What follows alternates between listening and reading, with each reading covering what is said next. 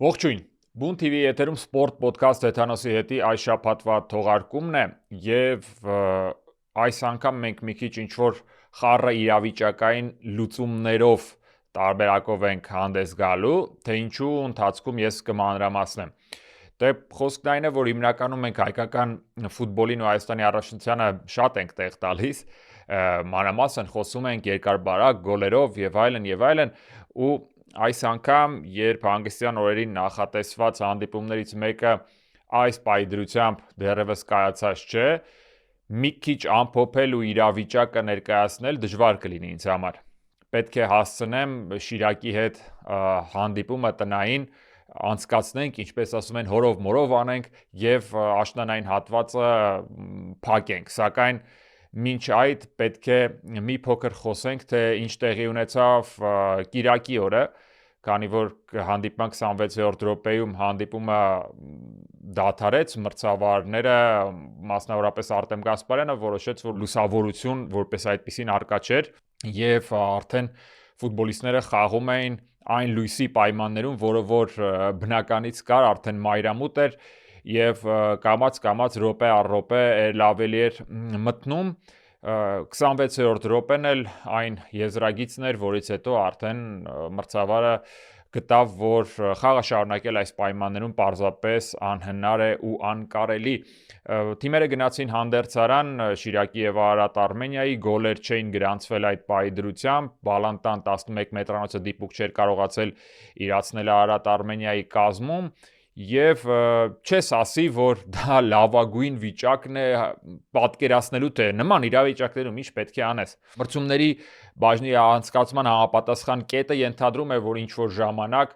եթե լուսավորությունը չի վերականգնվում, ապա թիմերը պետք է այդ կետից սկսած, այդ րոպեից սկսած վերախաղարկեն 25 ու 14, 25-րդ րոպե 14-րդ վայրկյանից պետք է հաջորդ օրը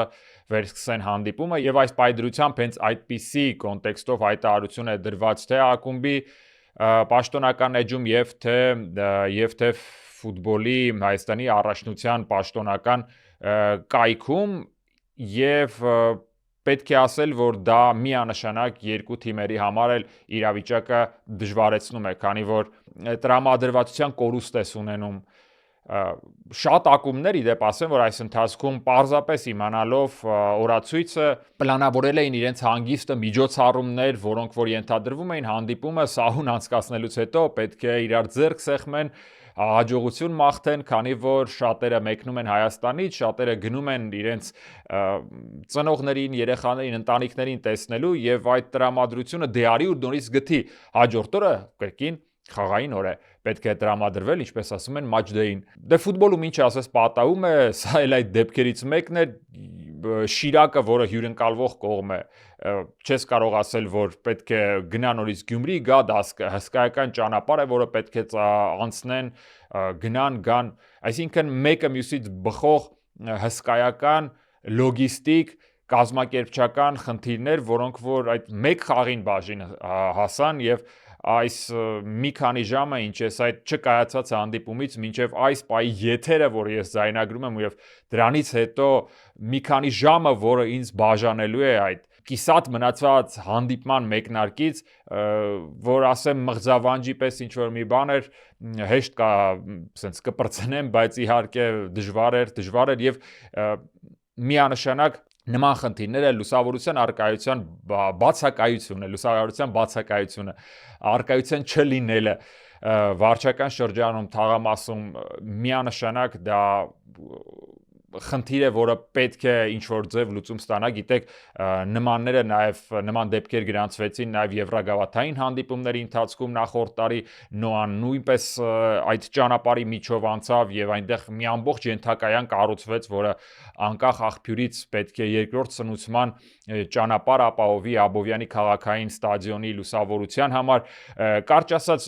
լուսավորությունն ու պայմանները, որոնք որ հարկավոր են ֆուտբոլային խաղի համար, հսկայական դեր ու նշանակություն ունեն։ Մասնավորապես նրանցից մեկը փաստացի առաջին տեղում է, պայքարում է չեմպիոնության համար, Շիրակն էլ չես ասի, որ ամեն խաղի պարզապես ներկայանում է, ոչ, ինչքան էլ նրանք խնդիրներ ունեն կազմի հետ, ինչ էլ լինի, Շիրակը դա մի ակումբ է, որը միշտ էլ պատվով է ներկայացել հանդիպումներին եւ պայքարել մշտապես բոլոր թիմերի հետ եւ հիմա նման իրավիճակում, նման բարդ իրավիճակում պարզապես մեզ մնում է հիմա արդեն սահուն անել ու գցել, ինչպես ասում են, ռելսերի վրա այն ինչ ունենք, բայց միանշանակ է, որ մի հսկայական խնդրահարույց կողմ դրվում է մարշչական շտաբի ու ֆուտբոլիստների ուսերին պայմանով, որ դե փորձեք հիմա տրամադրվել եւ խաղը անցկացնել։ Խաղը տեղի կունենա երկուշաբթի օրը ժամը 2-ին, հիմա երբ եթերը գրում ենք, մեզ 3 ժամ է բաժանում եւ տեսնենք թե ինչ կլինի արդյունքի մասին արդեն փաստացի մենք խոսելու ենք եկող շաբաթ։ Իսկ եկող շաբաթ դա նշանակում է որ 15-րդ տուրը, որը հիմա մենք կիսատ պրատ ենք ստիպված խոսելու, թողնելու ենք հաջորդ շաբաթվա վրա, բայց օրինակ առանձին հանդիպումների մասին խոսելուց մենք երևի թե չխուսափենք, քանի որ մի քանի շատ էական իր նշանակությամբ հանդիպումներ տեղի ունեցան, որոնք որ մրցաշային աղյուսակի տրամաբանության, ինչպես նաև վերևի հորիզոնականներում միավորների խտության, տարբերության ապահովման տեսանկյունից հսկայական նշանակություն ու կարևորություն ունեին, ու եթե մի պահ մենք Գանձասար ԲԿՄ-ն, որը այս տուրի առաջին հանդիպումն էր, մի պահ դնենք, ապա շատ էական էր Ալաշկերտի եւ Ուրարտուի միջև դիմակայությունը, Ուրարտուն, որը հետապնդում էր ինչ-որ չափով Ալաշկերտին, Ալաշկերտը, որը հիմնական հավակնորդն էր հասնելու առաջին հորիզոնականի թիմերին եւ Ալաշկերտը, որ շատ լավ է իրեն դրսևորել, որի մասին մենք շատ ենք խոսել, այս պահի դրությամբ այս խաղում թույլ գտնվեց եւ Ռոբերտ Արզումանյանի թիմը 2 անպատասխան գնդակ ուղարկեց Ալաշկերտի դարպաս, այդ դրա շնորհիվ նրանք միավորներով հավասարվեցին, հիմա երկրորդ, երրորդ եւ չորրորդ տեղերը փաստացի հավասար միավորներ ունեն 29-ական հավելյալ անգամ պետք է նաև խոսենք Փյունիկի մասին, որը շատ կարևոր հանդիպումներ անցկացրեց, հետաձգված հանդիպումը երրորդ տուրից Արարատ Արմենիայի հետ եւ նրանք պայմանականորեն սեփական արկիտակ խաղում Աբովյանի քաղաքային ստադիոնում կարողացան մեկ գնդակի առավելությամբ հաղթել Արարատ Արմենիային եւ երկրորդ խաղակեսում հատկապես արդեն Փյունիկը մեծ հաշվով այդ մինիմալ աշխատանքը, որ իրենք տարել են առաջին կեսում, փորձում էին պահպանել ամեն գնով եւ նրանց դա հաջողվեց փաստացի։ Նրանք առաջատարից միավոր են խլում, այն էլ միանգամից 3-ը ձեռնունայն թողնելով Արարատ Արմենիային եւ ավելի էին մոտիկանում ու ավելի մոտեցան արդեն 15-րդ տուրում նաեւ Արարատին էլ նրանք իրենց հերթին 2 գնդակով պատժեցին եւ Արարատը, որը վերջին հորիզոնականում է անհույս 3 միավորով, այդ 3 միավորն էլ ոչ թե հաղթանակի արժեք է ունեցել, այլ 3 ոչ ոքի, կարճ ասած Արարատ Արմենիային ու Արարատին հաղթելուց հետո Փյունիկը արդեն միանգամից վստահ բարձանում է երկրորդ հորիզոնական, դեռ ավելին նրանք եվրագավաթային խաղերով պայմանավորված մեկ հանդիպում ավելի քիչ են անցկացրել մեր եվրագավաթներում միակ ներկայացուցիչի Նոայի հետ եւ կորցրած միավորներով նրանք կարող են հավակնել այս աշնանային հատվածի վերջում միանգամից 32 միավորի, բայց դե այդ հանդիպումն էլ հետաձգվածների շարքում է, այդ մասին մենք հետագայում կխոսենք։ Դե ինչպես մի տենց կարճլիկ անդրադարձ ունեցանք Գանձասարի ու ԲԿՄ-ի մասին, այստեղ էլ 0-ներ 0-0 արդյունք Երևանի Junior Sport ստադիոնում, Գանձասարը հերթական միավորն է վաստակում, առհասարակ պետք է ընդգծել, որ ներքևի հնգյակի ակումբների համար, հա, այսպես իրար հետ միավոր կիսելու, իրարից միավոր խլելու առանց որևէ տրամաբանության, որևէ մի թիմ չի կարողանում հեգեմոն գտնվել, դառնալ միանշանակ հենց այն ակումբը, որը կարողանում է ներքևի հնգյակից ստաբիլ միավորներ գողանալ, աշխատել, չգիտեմ, միավորներ կորզել նվազագույնը, գողանալը ճիշտ բայ չէ,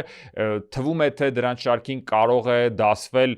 Վանը, որը բավական լավ ամրապնդվել է 6-րդ հորիզոնականում 20 միավորով եւ 2 խաղ էլ ավելի պակաս անցկացնելու հանգամանքն էլ եթե հաշվի ենք առնում, իսկ դա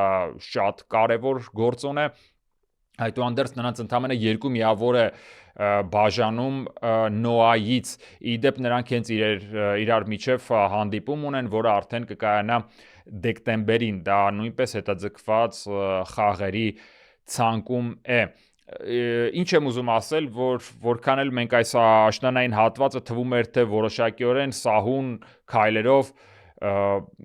մոտենում էինք եւ մոտեցնում էինք ավարտին, այդուհանդերձ վերջում մի քիչ ինքը ճկվեց, ծռվեց եւ հիմա ինչ որ սխալ հայլիների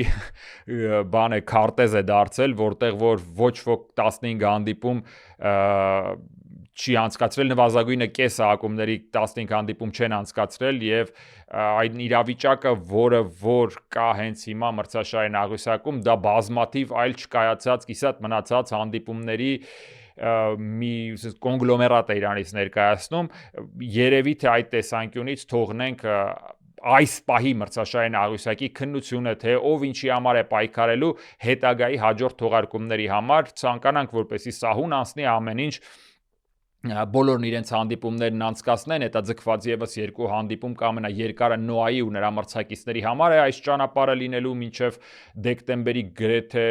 կեսեր, այնտեղ Վանի եւ եթե հիշողությունս ինձ չի դավաճանում, ԲԿՄ-ի հետ հանդիպում նրանք ունեն եւ արդեն դրանից հետո մենք ինչ որ վերջնական տեսքի կբերենք, կհասկանանք ինչ տեղի ունեցավ այս առաջնության աշնանային հատվածի ընթացքում եւ ինչ ժառանգությունն են նրանք կուտակում եւ տեղափոխում արդեն գարնանային հատված։ Թերևս այսքանը այս պահի համար եւ միակ ցանկությունս է, որ հետ այսու նման ինչպես ընդունված ասել չեպեներ չգրանցվեն եւ մենք սահուն ընթացքով ինչ որ առաջ ընթանանք, որովհետեւ սա կազմակերպչական հսկայական դժվարություններ է առաջացնում բոլոր մասնակից կողմերի համար։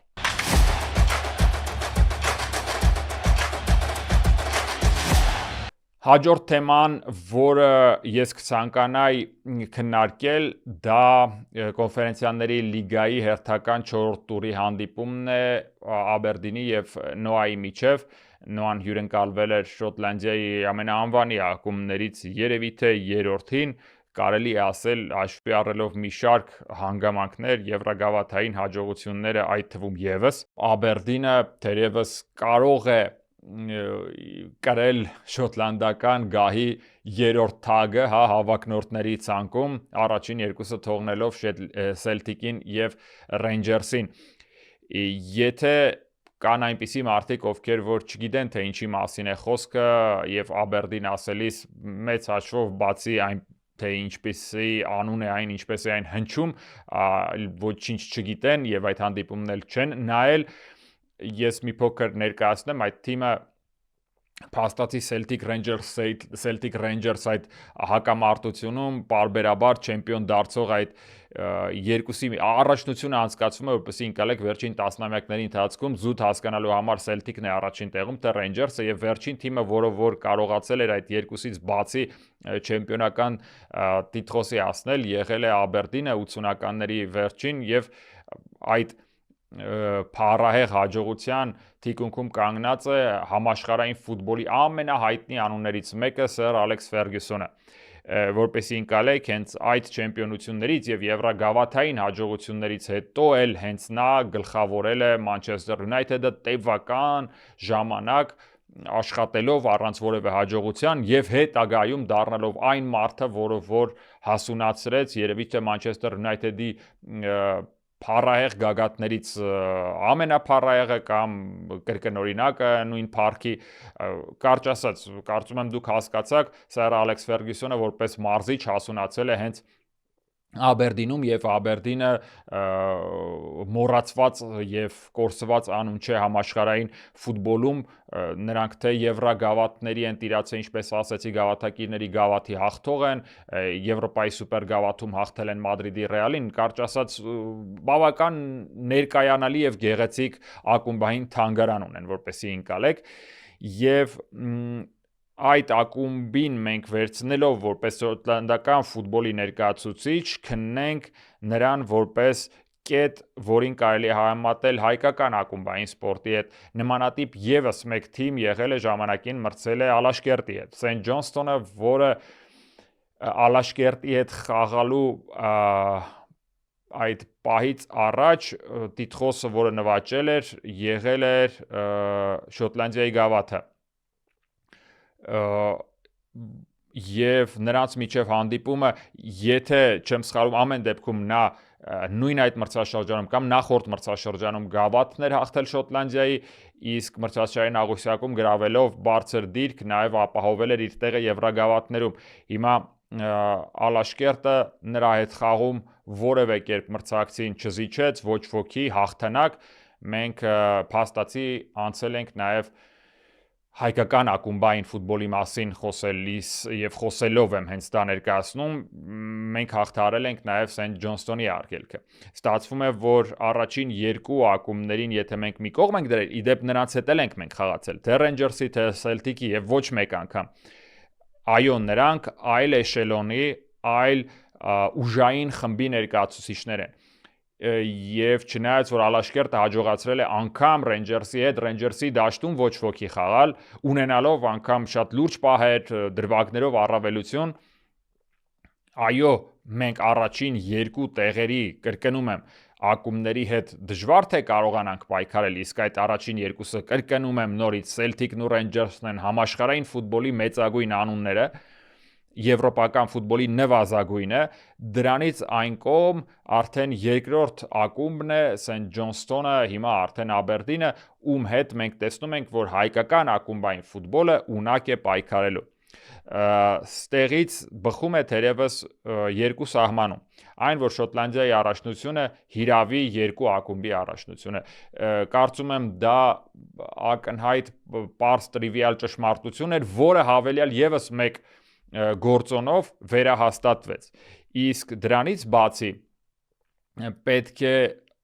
այդ երկուսից զատ Շոտլանդիայի առաջնության մասին խոսել, որը ըստ էության որքան էլ գեղեցիկ է մատուցվում, որքան էլ որ նա համաշխարհային ֆուտբոլի ակունքներում կանգնած մրցաշար է, այդուհանդերձ պայքարի տեսանկյունից չես ասի, որ մենք ունենք որակապես շատ ուժեղ թիմեր, որոնք կարող են թե Եվրագավաթներում, թե այլ երկրների միջինից ցածր երկրների առաջնությունների հետ մրցունակ ակումբների տեսքով ներկայանալ։ Ես գոնե այս տարիների տեսածս խաղերի այս հանրագումարում նման ենթադրության եմ եկել, եթե չեք կիսում այդ պատկերացումը, ապա գրեք հիմնավորումները, ասեք թե ինչու եք այդպես կարծում, բայց այդուհանդերձ եթե մենք նայում ենք եվրոպական կառույցի, UEFA-ի վարկանիշային աղյուսակին, ռեյտինգին, ակումբների եւ թե առաջնությունների, փաստացի այնտեղ առյուծի բաժինը Շոտլանդիային ապահովում են հենց Սելտիկն ու Ռեյնջերսը եւ բոլոր մյուս ակումբները մշտապես այդտեղ ինչ որ փոքրիկ միավորների գործոն ապահովող ինչ որ ժառանգություն ունեն իրենց թիկունքում եւ ոչ ավելի։ Նվազագույնը վերջին երկու տասնամյակների մասին, եկեք միանշանակ ասեմ, մնացածը արդեն թողնելով 80-ականներ, 90-ականներին, այդ տարիներին թե ինչ է եղել, հիմա արդեն որևէ կերպ չի անդրադառնում, դեռ ավելին առասարակ ազդող իրենց վարկանիշային ցուցանիշների վրա ընդամենը վերջին 5 տարիներն են մրցաշարերն են, որոնք որ վաստակած միավորների տեսանկյունից արտացոլվում են եւ այդ միավորը երևում է։ Դրանից ավելի խորը գնալը դա արդեն իրոք պատմական հետայացք ու անդրադարձ է իրենից ենթադրում։ Իսկ համեմատության մեջ մեծ սպեկտրով եթե այո բացվում ենք, նայում ենք վերջին տասնամյակին, վերջին երկու տասնամյակներին եւ այստեղ նորից եմ ասում, Celtic-ն ու Rangers-ի անուններն են միայն, որ երևում են միավորների, լուրջ միավորների տեսքով, մնացած այնտեղ փոքրիկ միավորներ են, որոնք անգամ մեր առաջնության թիմերը կարող են ապահովել մեր առաջնությանը։ Ինչ եմ ուզում ասել, ուզում եմ խոսել այն մասին, որ Հայաստանի առաջնությունը ինքը բավականին որակապես բարձրացել է եւ դա մեծ հաշվով հենց շնորհքն է ակումբների, մասնավոր ներդրողների, որոնք որ հսկայական միջոցներ, ջանք ու եռանդ ապահովում են մեր առաջնության իրենց ակումբներին եւ արդյունքում նաեւ այդ ամբողջ առաջնությանը ավելի լուրջ թափ ստանալու, ավելի մրցակցային լինելուն եւ շատերի կողմից հեգնական այդ խոսակցությունները թե մեր առաջնությունը ոչինչ իրենից չի ներկայացնում, կներեք մի քանի տասնամյակ առաջ, մի քանի տարի առաջ մենք եվրոպական վարկանիշային աղյուսակում պայքարում էինք 40-յակին մոտ լինելու համար, ինչ որ տենց հեռավար նպատակներ կային մոտիկ լինելու 40 առաջին 40-ին, այնտեղ 53 երկրի մասին է հասկանում եք առաջնությունը, 53 ներքին առաջնության եւ փաստացի մենք վերջին 15 առաջնությունների ցանկում ենք եղել։ Այս պայդրությամբ մենք պայքարում ենք մեր առաջնությունը իր միավորների բազայով պայքարում է 33-րդ տեղի համար, որը ամենավերջին հնարավոր հորիզոնականն է կարող ապահովելու ներքին առաջնությունների նաև Եվրոպա լիգայի ուղեգիր։ Այսինքն մենք այս պահին 34-րդ հորիզոնականում ենք, շրջանցել ենք նաև Ղազախստանին, Ղազախստան, որը Չեմպիոնների լիգայում ունի կայրատ։ Այս պայդրությամբ բոլոր գործոնները խոսում են այն մասին, որ մենք մրցակցային շատ հետաքրքիր առաջնություն ունենք պայքարելու ունակ թիմերով, որոնք որ եվրագավաթային ինքնուրույն ճանապարհներ են անցնում, թե Արարատ Արմենիան մինչև այդ երկու անգամ իրար հետևից հասնելով Եվրոպա լիգայի play-off եւ հետագայում արդեն Ալաշկերտը, Փյունիկը, հիմա արդեն փաստացի Նոան, որոնք որ միավորների շատ լուրջ պատշար են կուտակել եւ այդ կուտակածը ամեն տարի իրար վրա բերում է նրան, որ մենք որպես առաջնություն եվրոպական գոտում առաջադիմում ենք։ Ըստ այդմ եւս մեկ գործոն մեր նախորդ թեմայի մասին, արժանին պետք է մատուցենք թե առաջնության ընթացքին եւ պետք է հասկանանք, որ այստեղ նվաճված ամեն մի տեղ, ամեն մի միավոր, ամեն մի մեդալ ու տիտղոս եվրագավաթային շունչ է ապահովելու հայ ֆուտբոլասերին արդեն գալիք մրցաշրջանում։ Թերևս այսքանը, իսկ բոլոր նրանց համար, ովքեր որ պարզապես Նոայի հանդիպումը չէին դիտել, ասենք որ առաջին խաղակեսի վերջնամասում Նոան գնդակ բաց թողեց, բայց երկրորդ կեսում լրիվ կերպ անափոխված ներկայացավ եւ կարողացավ նախ պատասխան գնդակ ուղարկել եւ հետո արդեն բավական լուրջ ճնշել, իհարկե այդ ճնշումը արդյունք չտվեց մրցակցի հարկի տակ եւ նրանք չկարողացան 3 միավոր կորզել, այդ կերպ երևի թե 90-95%-ով play-off-ի իր ուղեգիրը Նոան կապահովեր, ունի այս պայդրությամբ 1 հաղթանակ, 2 ոչ ոքի, ըստ այդմ 5 միավոր եւ 2 խաղ էլ արդեն իր ակտիվում դժվար հանդիպումներ են, իհարկե պետք է ընդունել Վարշավայի Լեգիան եվրագավաթային հսկայական պատմություն լուրջ ավանդույթներ ունեցող թիմ է, որը ճգնաժամի մեջ է, եկեք ընդունենք այնտեղ մեր Հայաստանի ազգային հավաքականի ֆուտբոլիստ կա Վահան Բիչախչյանը, կարծում եմ թիմի հետ նա կճանապարհորդի կգա Հայաստան, ինչու՞ չէ, հնարավոր է անգամ րոպեների հնարավորություն ստանա իրեն դրսևորելու, խաղալու հանրապետականում, նմանատիպ իրավիճակ եղավ Ֆերենցվարոշի հետ եւ Էդգար Սևիկյանը նաեւ ժամանակ ու հնարավորություն ստացավ, կարծում եմ դա այն բացառիկ դեպքերից է, երբ ազգային եւ այդ երկրի ներկայացուցչին դաշտ են մտցնում հենց պայմանավորված այն գործոնով, որ նա հենց այդ երկրի ներկայացուցչի հենց դեմ է խաղալու եւ դրանով պայմանավորված ենթադրում եմ, որ Երևանյան դիմակայության ժամանակ Վահանը Բիչախչյան խաղա ժամանակ կստանա, թե ինչ կլինի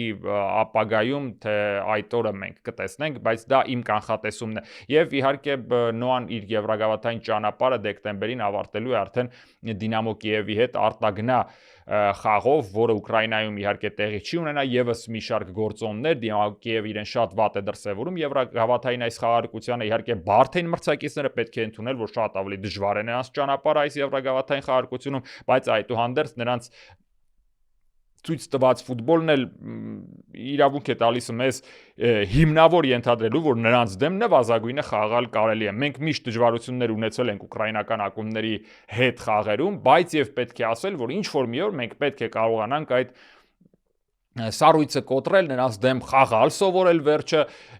եւ հնարավոր է այդ առիթներից մեկը շաբաթներ անց ներկայանա։ Այսքանը ամփոփ կոնֆերենցիաների լիգայի խաղարկության,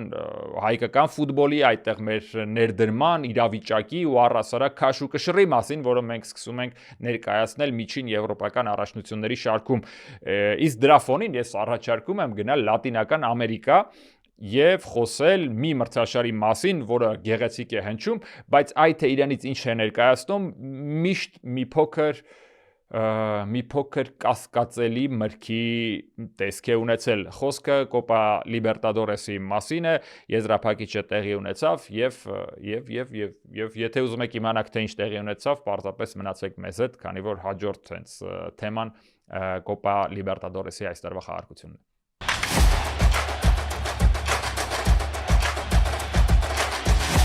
Այսպիսով, Կոպա Լիբերտադորես, բոլորը Լիբերտադորեսի գավաթ, շատ գեղեցիկ անունով, հեղինակավոր, պետք է ասել մրցաշար, որի հերթական խաղարկությունը ավարտվեց եզրափակիչ դիմակայությամբ, դրան կհասնենք։ Քառորդ եզրափակիչ փուլում 8 ակումբներից 4-ը արգենտինական էին, 3-ը բրազիլական եւ միայն 1 Էկվադորից Էլդեու Կիտոն էր ներկայացված։ Այնտեղ Սան Պաուլո, Ֆլամենկո, Պալմեյրաս եւ կրկնում եմ եւս 4-ը Արգենտինայից։ Թվում էր թե եզրափակիչում այսպես թե այնպես ինչ որ մի հատ արգենտինական ակումբ կհաջողի, այնքան անգամ այնտեղ զուտ արգենտինական զույգեր կային քառորդ եզրափակիչում եւ Ռասինգը Վելեսարսվիլդին հաղթեց կիսաեզրափակչի դարձավ միակ ներկայացուցիչը, իսկ բրազիլական 3 ակումբներից 2-ը հաջողեցին։ Նրանք իրար դեմ դուրս չեկան, ընդհակառակը երկու տարբեր կիսաեզրափակիչ զույգերում զույգ կազմեցին նույն Էլդեու Կիտոյի հետ եւ նույն Ռասինգի հետ։ Այստեղ էլ բրազիլական ակումբները ավելի ուժեղ գտնվեցին, քան արգենտինականները եւ առասարակ արգենտինական ակումբը եւ Էլդեու Կիտոն համապատասխանաբար։ Ինչ ստացվեց վերջում։ Ստացվեց զուտ բրազիլական եզրափակիչ Պերուի մայրաքաղաք Լիմայում։ Ստադիոնը նախ կիսակառույց ինչ որ մի տրիբունան սարքել են, կիսատ է մնացել, սակայն ինքը իրանով նոր ստադիոն է, 2000-ականներին նոր բացված ստադիոն իր բրուտալ տեսքով, լուծումներով, տպավորություն է դա ինչ որ ամերիկյան ֆուտբոլի համար նախատեսված ստադիոն է եղել, որը այդ պահին հնարավոր է դա ճաշակի հարց է, հնարավոր է ես չեմ ընկալում լատինամերիկյան ստադիոններ կառուցման այդ տենդենսները, հնարավոր է։ Okay, բայց ամեն դեպքում եթե իսկ highlights-ը տարբեր տևողության 3-10 մի ամբողջ 25 րոպե տարբեր տարբերակներով հասանելի է YouTube-ում, կարող եք մտնել ինքներդ նայել, թե ինչի էր նման այդ կիսամերկ լեռների անշուք միջավայրում կառուցված ստադիոնը, որը կրկնում եմ նոր ստադիոն է, բայց այնպիսի տպավորություն է, որ դա գիտեք 30-ականների կեսերին օլիմպիական խաղերի ինչ որ հավակնության փորձ է եղել Պերուի կողմից եւ այդպես կիսակառույց մնացել է, հիմա փորձում են այն ավարտական տեսքի բերել։ Լավ դա մի կողմ։ Ես ճիշտ ասած կրկնությամբ եմ նայել, տեղ-տեղ ստիպված եմ եղել առաջ տալ, ասել թե տհաճ էր այդ խաղը նայելը, մեղմ եմ ասում։ Այ մեղմ եմ ասում։ Պալմեյրասն ու Ֆլամենգոն այդ խաղին ներկայացել էին պարզապես նրա համար, որպեսի Բրազիլիայից մի ամբողջ մի 100,000 երկրպագու գնար Պերու, ստադիոնը լցնեին, մի լավ բղավեին, երկրպագելու տեսանկյունից որևէ հարց չկա, ֆանտաստիկ երկրպագուներ ունեն, թե Պալմեյրասի երկրպագուները, թե Ֆլամենգոն։ Բայց այն թե ինչ էր տեղի ունենում դաշտում, ինձ մոտ տպավորություն էր, որ հակաֆուտբոլի աշխարհի առաջնություն է ակումբային եւ այստեղ երկու բրազիլական թիմեր դուրս են եկել հակաֆուտբոլի առաջնության եզրափակիչ։ Որևէ գեղեցիկ, որևէ տպավորիչ, կոմբինացիոն ֆուտբոլի հերակա անգամ նշмарող ինչ որ գործոններ չէին երևում, ամեն րոպե հնարավոր էր լսել մրցավարի սուլիչ, խաղը անընդհատ դադարեցվում էր, կասկածելի իրավիճակներ, խոսակցություններ, բրդ-բրդոց, քննարկումներ տևական, թե ինչն են այդտեղ ֆուտբոլ նրանք որպես հասկանում, ճիշտ ասած ես այդպես էլ չընկալեցի։ Ոչ բրազիլական ֆուտբոլին բնորոշ հարցակման փորձեր, եթե Պալմեյրասի դեպքում ես առհասարակ որևէ բան չհասկացա, թե ինչ էր պատրաստվում անել այդ թիմը, ամբողջ 90 րոպեի ընթացքում գոնե մեկ անգամ նրանք այդպես 90%-անոց չաս ընդամենը մեկն են ունեցել, բայց մոտ տարածությունից դարպասապայի հրապարակից հարցակվողը բարձր արվածեց, կրկնում եմ դա միակ պահն էր։ Ֆլամենկոն իհարկե շատ ավելի լավ եւ էական շանսեր ունեցավ, նրանք էլ խփեցին անկյունայինի խաղարկումից հետո արդյունքում միակ հաղթական գնդակը 1-0 հաշիվ տահաճ կրկնում եմ որևէ երևելի բան չտեսա, հասկացա, որ առասարակ իմաստ չունի խոսել այն մասին, որ լատինամերիկյան ակումբային ֆուտբոլը ինչ որ տեղ հեռավոր ապագայում կարողանա եվրոպական ֆուտբոլի հետ նորից ոտք գցել, համեմատության եզրեր պարզապես չկան։ Միակ հետաքրքիր տեղեկությունը այն, որ քաղեցի այդ խաղը նայելուց հաղթողին 24 միլիոն դոլարի ինչ որ գումարային ֆոնդով այդ հսկայական պաստառ չեկ էին տվել, որն էլ չգիտեմ ճիշտն ասած որքանով գեղեցիկ ֆուտբոլի դեպքում, քանի որ կրկնում եմ, որքան էլ դա լուրջ գումար է լատինամերիկյան ֆուտբոլի համար, հնարավոր է եվրոպական ֆուտբոլի ֆոնին դա ընդամենը Եվրոպա լիգայի մակարդակ է, եթե ոչ ավելի քիչ, իդեպ ասեմ։ Չեմպիոնների լիգայի հետ 3-4 անգամ նրանք զիջում են, հավատացնում եմ։ Ու այս ակումբը Ֆլամենկոն նաև ներկայացնելու է լատինամերիկյան ֆուտբոլը արդեն ակումբային աշխարհի առաջնությունում, գիտեք ամեն տարի էլ շատերը խոսում են այն մասին, որ այդուհանդերձ կարող է այս տարի ավելի գեղեցիկ, ավելի լավ ակնահաճո ինչ որ խաղի ականատեսը լինենք, բայց այդպես էլ նման բան տեղի չի ունենում եւ վերջին խաղարկությունների միջմայրցամաքային գավաթի թե ժամանակ, թե դրանից հետո որևէ կերպ այս աշխարհամասից, այս մայրցամաքից ակումբները մեզ չեն զարմացնում եւ գրացում են մեկը մյուսից խայտառակ արդյունք, նրանք անգամ ասիական, հաջողացնում են ասիական ու աֆրիկյան ակումբներին էլ պարտվել։ Թերևս այսքանը Կոպա Լիբերտադորեսի մասին, որը շատ լավ ներկայացվում է, հա, այդ անտուրաժը շատ լավն է, բայց ֆուտբոլային կոմպոնենտը մեղմ ասած ցածրագույն մակարդակի վրա է։ Ես նվազագույնը չգնահատեցի։ Առաջարկում եմ նաև ձեզ դիտեք highlights-ը, ինչպես ասում են, եւ գնահատեք, արդյոք այնտեղ ֆուտբոլային որևէ բան կա։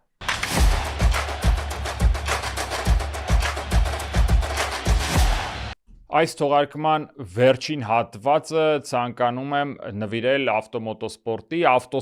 հատկապես երկրպագուներին, որպեսզի Հայաստանում միշտ շատ են եղել, առհասարակ պետք է ընդունել, որ Հայաստանը ավտոսիրողների երկիր է։ Դա բնակչության մասշտաբներով միանշանակ երևում է, կուլտ է ավտոն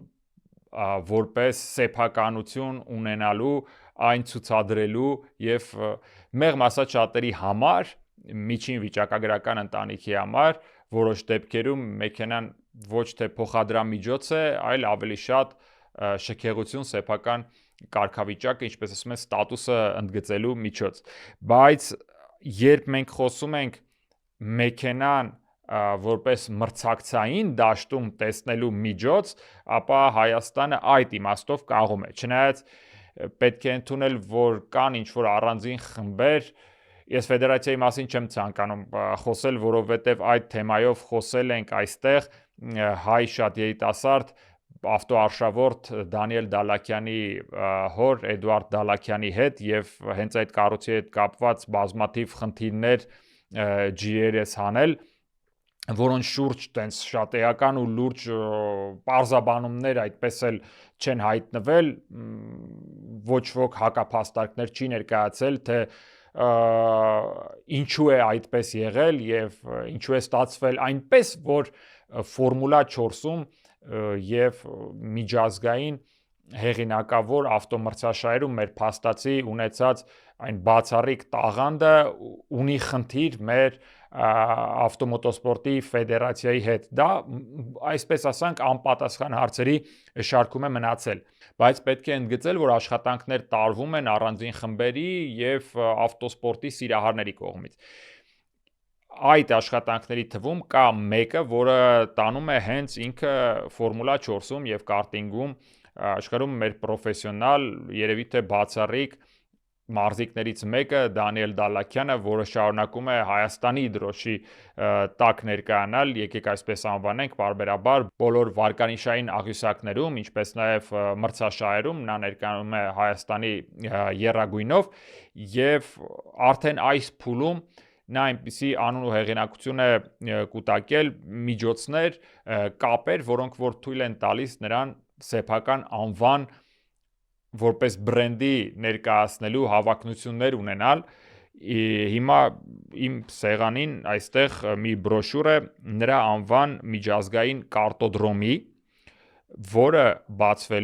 կառուցվելու է Հայաստանում, նախատեսվում է 2026 թվականին այդտեղ առաջին արդեն մրցաշար անցկացնել, փորձարկումներ անել նվազագույնը եւ այս ճանապարհը նախ եւ առաջ պրոֆեսիոնալ է, բաց քարտինգի ճանապարհ է լինելու, տարբեր հատվածներում, տարբեր ժամանակաշրջաններում, տարբեր տարածության մասին էր խոսքը գնում, բայց այդ շեղումը շատ չնչին է, 1 կիլոմետր 800 մետրից հիմա փաստացի այն լինելու է 1 կիլոմետր 680 մետր մրցատարածությունը, 17 անկյուններ, շրջադարձեր, այսպես ասեմ, ունի իր ճանապարհին, թե աջ, թե ձախ թեքվելու շրջադարձեր կան այդտեղ, միջազգային բարձր որակի մրցապայքարներ այստեղ կարող ենք մենք ականատեսը լինել եւ իհարկե թերևս ամենակարևորը իր հերթին այստեղ կարտինգի սիրահարները, մեծ արագությունների սիրահարները կարող են դասեր ստանալ, փորձարկումներ անել, կարտ քշել, որոնք որ որևէ ստանդարտի համապատասխանող են նվազագույն այդտեղ թե երեխաների համար է լինելու եւ թե մեծահասակների արդեն պրոֆեսիոնալ մակարդակի կարտեր եւ կրկնում եմ այս ամենի հիմքում ոչ թե ինչ որ սիրողական ակումբի կամ սիրողական ինչ որ նախաձեռնության անուն է հիմքում ընկած, այլ արդեն միջազգային շատ լուրջ անուն վայելող ներքին շրջանակներում, այս ձև ասեմ, մարդիկ, ովքեր որ գիտեն թե ինչ է կարտինգը, գիտեն ու ճանաչում են նաև մեր հայազգի Դանիել Դալաքյանին։ Այստեղ ավտոյի աշխարհի ամենակարևոր իրադարձությունների նաև արարողություններ կարող են տեղի ունենալ, ես որքան հիշում եմ Էդուարդ Դալաքյանի հետ իմ զրույցներից բացմանը նախատեսվում են շատ լուրջ անուններ, որոնք որ կգան, կներկայանան Դանիել Դալաքյանի հետ իհարկե միասին, թե երբ դա տեղի կունենա, ավելի մանրամասն հենց իրենց YouTube-յան եւ Instagram-յան, Facebook-յան էջերում ավելի մանրամասն կտեղեկացնեն համապատասխանաբար, բայց այս փուլում ես իհարկե ցանկանում եի ձեր հետ կիսվել այս շատ ֆանտաստիկ լուրով, իդեպ ինքը ճանապարհը տեղ է գտնելու Երևանից ոչ այդքան հեռու, արդեն տեսակ նաև փոքրիկ հոլովակը, որը պատրաստել էր հենց Դալաքյանների ընտանիքը, այն արդեն հրապարակվել է, դա որևէ գաղտնիք իր մեջ չի պարունակում, այն Երևանին շատ մոտ է լինելու Եղվարդ տանող ճանապարհի մի հատվածում է, հյուրանոցային 2 համալիր պետք է լինի, որը պետք է սպասարկի մի քանի տասնյակ հյուրերի, հսկայական անձնակազմ, պրոֆեսիոնալ մարդիկ, ովքեր որ ավտոաշխարհի ներկայացուցիչներ են եւ կարող են այն համաշխարհային միջազգային փորձը, իսկ իսպանական դպրոցը ավտոմոտոսպորտում ամենալուրջ եւ լրջագույն ավանդույթներ ունեցողներից մեկն է հենց այդ ամենը բերել Հայաստան եւ ինչու՞ չէ հնարավոր է մեծ ապագայում, մենք եթե ավելի լայն նայենք, այլ ոչ թե սեգմենտավորված ու հիմա կամ վաղը տարբերակով, հնարավոր է մենք այդտեղ նույնպես լուրջ անուններ ունենանք հետագայում, քանի որ այն ամենը ինչ կա հիմա, դա սիրողական մակարդակ է, սիրողական մակարդակից էլ ցածր, այն ամենը զվարճանքի մակարդակ է, վստահեցնում եմ, իսկ սա լինելու է մի քանի level շատ ավելի բարձր, վստահ եմ, որ մեր եթերներում մենք ավելի մանրամասն այդ ամենի մասին խոսելու, պաշտոնական բացման արարողությունից հետո հանդիպելու եւ զրուցելու հնարավորություն կունենանք առհասարակ, կրկնում եմ, մեր ազգը, որը մեքենա սիրում է, չունի տեղ մրցակցելու, դեռ ավելին, այստեղ այս ճանապարհի վրա հնարավոր է իրենց դասընթացները անցնեն ավելի ոչ թե սովորական վարորդներ, այլ ավելի պրոֆեսիոնալ, հնարավոր է հրշեջներ, ոստիկանության աշխատակիցներ, այս ճանապարհը իր հնարավորություններով, իր շրջադարձերով այդ ամենը տալու է, վստահ եմ նաև համագործակցություն է լինելու պետական համապատասխան ստրուկտուրաների հետ, այսպես ասենք, եւ այն կլինի ինչ որ մի hub որը կմիավորի բոլոր նրանց, ովքեր որ իրոք ավտոսպորտի նկատմամբ անտարբեր չեն եւ հնարավոր է այս մեկնարկը, որը տրվի լուրջ արդյունքներ ապահովի արդեն հետագայում, իսկ կարտինգում ու Ֆորմուլա 4-ում իր գործունեությունը ու մրցակցային պայքարը շարունակող Դանիելի համար սա եւս մեկ քննություն է դառնալու մարդ ամբասադոր, հա, արդեն մի մարդու կերպար ստանալու, որը պաշտոնապես է ներկայացնում ավտոսպորտը Հայաստանում եւ Հայաստանից դուրս, ավելի շատ Հայաստանից դուրս եւ այն բերում է դրսի աշխարից որպես հենց ավտոսպորտի ամբասադոր բերում է տեղափոխում է Հայաստան պրոֆեսիոնալ լուծումներ պարզապես այս մարդկանց երկար ժամանակ ճանաչելով ես հասկանում եմ որ այն քրտնաջան աշխատանքը որը տարել են անիմաստ չէ եւ ամեն տարի ես եւս մեկ անգամ ստանում եմ ապացույց որ նրանց աշխատանքը իրապես դատարկ տեղը չէ դրանք սինխոստումներ չեն, այլ ռեալ տարվող աշխատանք, որը այս պահին արդեն նվազագույնը տեսնում եք, տարածքը արդեն պատկանում են նրանց, այդտեղ գծագրման հաշվարկային այդ տերմինը չեմ ցանկանում կիրառել, տպավորություն չլինի թե այստեղ լուրերի հերթական թողարկումն է, բայց ամեն դեպքում այն փուլերը, որոնք որ նախորդում են, մինչև կառուցապատման աշխատանքները արդեն բոլորը անցած են, թղթաբանական որևէ խնդիր չկա եւ արդեն կառուցապատման փուլն է, որ պետք է այս ամենին հաջորդի այս աշխատանքը նախաձեռնելու համար հսկայական ջանք ու եռանդ է հարկավոր պարբերաբար Էդուարդը Դանիելի հայրը գալիս է Հայաստան հետևում աշխատանքներին եւ ես վստահ եմ որ եկող տարի մեծ այդ մարզական կառույցների կառուցապատման ֆոնին չի խամրի նաև այս կարտոդրոմը Դանիել Դալլաքյանի անվան, այնպես որ սպասեք գալիք տարվան եւ առիթ կներկայանա արդեն կարտ քշելու։ Մի լավ ուրախանալու վստահ եմ ադրենալինի ու արագության սիրահարներ պետք է որ Հայաստանում շատ լինեն։ Այսօրվա թողարկման համար այսքանը բարդ թողարկում էր անցումներով, հետաքրքիր շրջադարձերով, բայց ինչ արած այդպես էլ է ստացվում, այն ամենը ինչ մնաց հարցականի տակ, մենք արդեն կտեղափոխենք եկող շաբաթ, քանի որ եկող շաբաթ նույնպես հանդիպելու ենք, ամփոփելու արդեն այն բոլոր կիսատ մնացածները, ինչ թողել էինք այսօր, երեք եւ դրանից առաջ մենք գալիք տարին պետք է ավելի ուժեղ եւ ավելի սպորտային աշխարհում ներկայացող եւ ներկայանալի տեսքով անցնենք այնպես որ մնացեք Բուն TV եթերում մենք հետաքրքիր կոնտենտ ունենք իսկ բոլոր նրանք ովքեր որ ուղիղ եթերը բաց են թողնում կարող են YouTube-յան, Facebook-յան մեր պաշտոնական ալիքներում դիտել Sport Podcast-ը կհանդիպենք հաջորդ շաբաթ